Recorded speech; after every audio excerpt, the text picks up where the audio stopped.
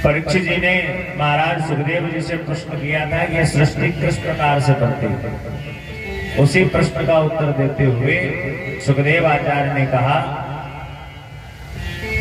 स्वयंभू मनु और शत्रुपा के 3 पुत्रियां और 2 पुत्र हुए, आकृति, देवहूति, प्रसूति, प्रियव्रत और उत्तानपाद। तो 3 कन्याओं के बारे में हम और आपने कल रात्रि में जान लिया। अब आती है उनके पुत्रों की बारी। स्वयंभू मनु और शत्रुपा एक पुत्र हुए जिनका नाम है उत्तानपाद। उत इत पादव यस्य सा उत्तानपादः। हम और आप सब उत्तानपाद। ये जितने भी तुम्हें भागवत कथा के अंदर कहानियां सुनाई जा रही हैं, ये कहानियां कोई किसी ने अपने मन में नहीं बनाई। ये कहानियां सब हमारे और आपके ऊपर ही है। बस फर्क इतना है कि समझने वाला है सभी कहानियों को समझ लेता है। जिन उत्तानपाद की कथा अभी आप लोग सुनने वाले हैं, वो उत्तानपाद की जो कथा है वो कोई खगोल कल्पना नहीं है। हम और आपकी ही कथा उत्तानपाद के रूप में यहाँ विद्यमान है। अब जब कथा पूरी ध्यान लगा करके सुनोगे तो पता चल जाएगा कि हम और आप उत्तानपाद कैसे हैं। उत्तानपाद की 2 पत्नियां, सुनीति और सुरुचि। और अगर हमने ये मान लिया कि हम उत्तानपाद हैं तो हमारी भी भाई 2 पत्नियां होनी चाहिए कि नहीं। उत्तानपाद की 2 पत्नी हैं, सुनीति और सुरुचि। सुनीति का अर्थ पता क्या है? सुनीति का मतलब है सुंदर नीति यस्य स सुनीति। अच्छे अच्छे दिव्य प्रकार के कार्यों को करना, भगवान की कथा को कहलवाना, दिव्य प्रकार का भगवान का अभिषेक करवाना, दिव्य प्रकार के कार्यों को करना, ये सब कार्य करती है सुनीति। और दूसरी पत्नी जिसका कार्य क्या है? सुरुचि। उसका कार्य पता क्या है? जब भी कोई उसे पंडित जी समझाते हैं कि पूजा पाठ करना चाहिए, सुबह जल्दी उठना चाहिए, भगवान का भजन पूजा पाठ करो, तो सुरुचि कहती है कि देखो, जो पंडित जी कथा में ये बताते हैं कि ना सुबह 4 बजे उठो, वो खुद नहीं उठते। तो पंडित और बाबाओं की बात पर ध्यान देने की आवश्यकता नहीं है। लोग तो कहते हैं, पंडित जी कथा में आएंगे कहेंगे लहसुन प्याज ना खाओ, लेकिन जैसे पंडित जी कथा के बाद जाएंगे तो कबाब पराठा में डलवा के प्याज खाएंगे। बोले पंडित की बातों पर ज्यादा ध्यान देने की आवश्यकता नहीं। ये कार्य कौन करता है? ये कार्य करता है सुरुचि। अब अगर आप मान लें कि हम उत्तानपाद हैं, हम सब उत्तानपाद हैं और हम सबकी 2 पत्नियां। आप जब कोई भी धार्मिक कार्य को करने के लिए अपने मन में संकल्प लेते हैं, तब आपने देखा होगा कि आपके मन में एक उत्कंठा जागती है कि इस कार्य को करें कि न करें। जैसे आपने लोगों ने जब कथा करवाने को सोचा होगा तो पहले मन में विचार आया होगा, क्या इतना सब रुपया व्यवस्था करने की जरूरत है। फिर लेकिन मन में विचार आया होगा, नहीं भाई कथा तो हर साल करवाते नहीं, हमें इस बार भी करवानी चाहिए। फिर अचानक से मन में विचार आया होगा, क्या इतनी बड़ी यज्ञ कराने से फायदा, क्योंकि व्यवहार इतना ज्यादा आदमी कहाँ आ रहा है, कौन कथा सुन रहा है, कथा सुनने का समय कहाँ किसी के पास। लेकिन फिर मन में विचार आता है, कोई सुने या न सुने लेकिन हम तो कहलवाएंगे, हम सुने। तो आपके मन में अच्छा कार्य करने की जो वृत्ति बार बार आती है, यही सुनीति है। और बुरा कार्य करने की जो वृत्ति बार बार आती है, यही सुरुचि है। इसी कारण हम और आप सब क्या हैं? उत्तानपाद। समझे? बात से कोई ये नहीं कहना कि हम कुमार हैं। हम सब की 2 पत्नियां। सुखदेव जी कहते हैं, महाराज परीक्षित, सुनीति और सुरुचि के साथ विविध प्रकार से आज उत्तानपाद रह रहे हैं, लेकिन सुनीति और सुरुचि कभी एक साथ नहीं रह सकते।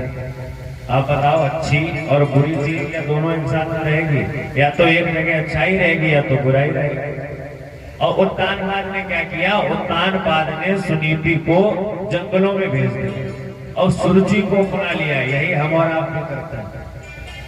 जब हम लोगों को कोई अच्छी बातें बताने लगता है तब हम उससे अपना मुख फेर लेते हैं, कहाँ इनके बाबा के चक्कर में पड़ा। और जब भी कोई हमारी मनवानी बताने लगे कि नहीं जो मन में आओ वो करो, परम स्वतंत्र में सिर पर कोई तुम्हारे, तो वो हमें ज्यादा अच्छा लगने लगता है। चाहे वो किसी भी उम्र का समय हो, चाहे कैसा भी व्यक्ति हो, अगर हमें भले के लिए समझाएगा तो वो हमें हमेशा के लिए बुरा लगेगा। और अगर हमें कोई हमारी भलाई को छोड़ते हुए हमारे बारे में ऐसे समझाने लगे, हमारी ही बातें करने लगे, तो हमें बहुत अच्छा लगता।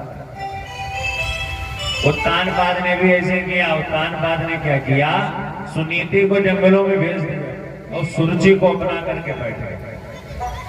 धीरे धीरे समय व्यतीत होता गया। समय व्यतीत होने के पश्चात सुनीति मैया के भी एक बालक हुआ और सुरुचि मैया के भी एक बालक हुआ। सुनीति के जो बालक हुआ उसका नाम रखा गया ध्रुव कुमार, और सुरुचि का जो बालक था उसका नाम रखा गया उत्तम कुमार।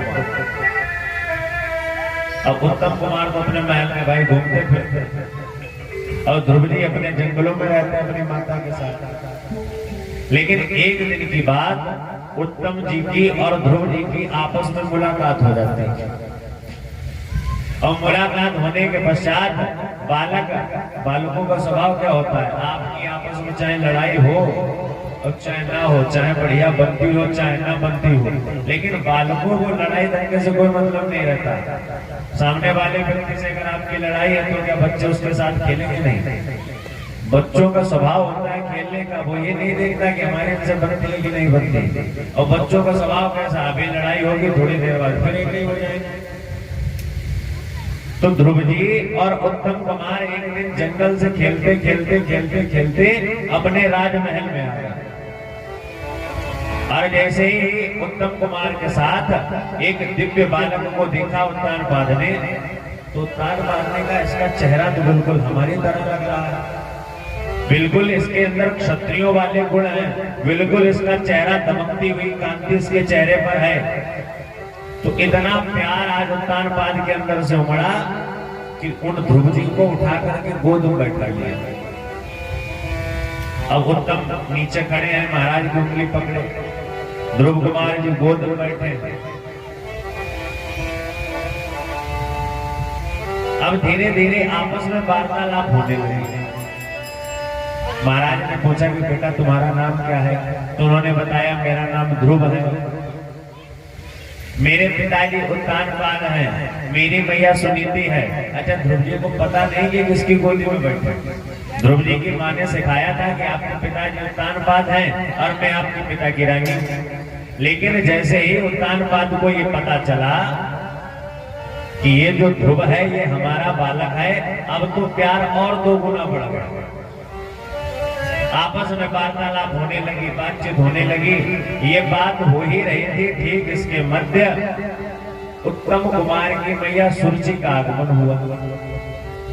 और सुरुचि ने जैसे देखा आकर के कि हमारा बालक बताओ नीचे खड़ा है, और हमारे सौतेन का जो बालक है जिसका नाम ध्रुव कुमार है, ये महाराज की गोद में बैठा। अब तो सुरुचि को बड़ा क्रोध आया, और इतना क्रोध आया कि ध्रुव को उस राज सिंहासन की गोद से उठा करके नीचे की तरफ फेंक दिया।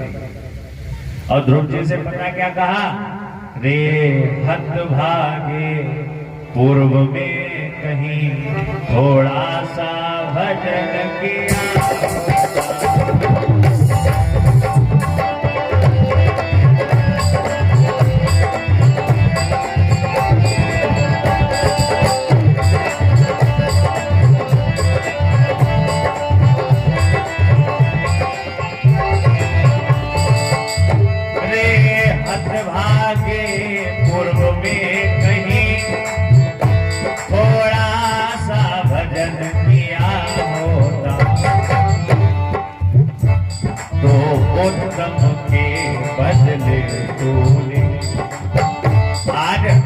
तो दूसरी माँ के गर्भ से जन्मा है, अगर भजन किया होता तो तुम मेरा बालक बनता, और इस सिंहासन पर बैठने का उत्तराधिकारी केवल मेरा बालक है, मेरे सौत का बालक नहीं।